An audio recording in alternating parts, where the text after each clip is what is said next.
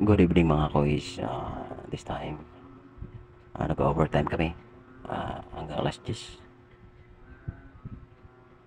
Pero bagong lahat, pinidyoan ko muna yung paligid ng aming area. At yun nga, sobrang ganda, no? Kita-kita mo yung kagandahan ng sa lugar. At dito nga mga kois, umpisa na naman kami buuhin yung ikinabit na mga tubos FCO sa pangunguna ng aming mabait at masipag na skilled si Boss Jeffrey. Sobrang sipag, mahiya ka na lang manguyakoy ba? Grabe. Kaya saludo sa mga masipag na hindi nanguyakoy.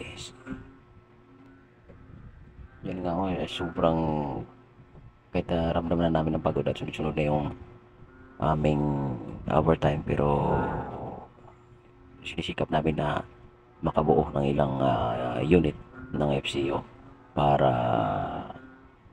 mapabilis ang pagtapos nito.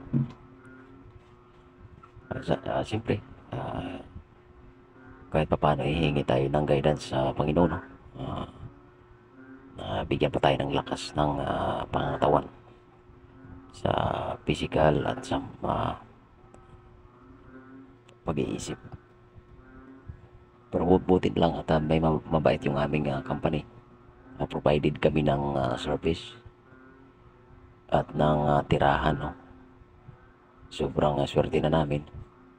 At pag out namin kanina ay andyan na agad yung service. Kaya sa mga masisipag nag-overtime, saludo po sa inyo. Hindi basta-basta. Ngayon na natin na-realize na mas importante pala yung magtrabaho kaysa isipin mo yung pahinga.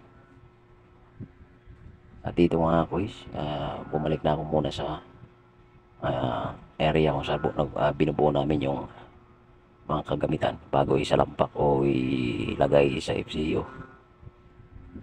At yan nga, kita ko, napansin ko si Boss Jeffrey talagang hands-on sa trabaho sa amin. Kasama si Bunso.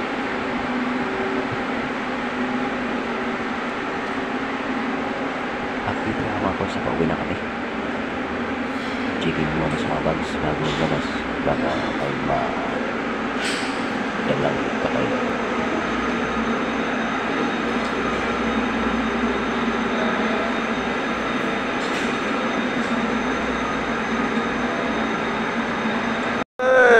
Dadaanin mo na ako mag-irregular ka talaga sa trabaho mo.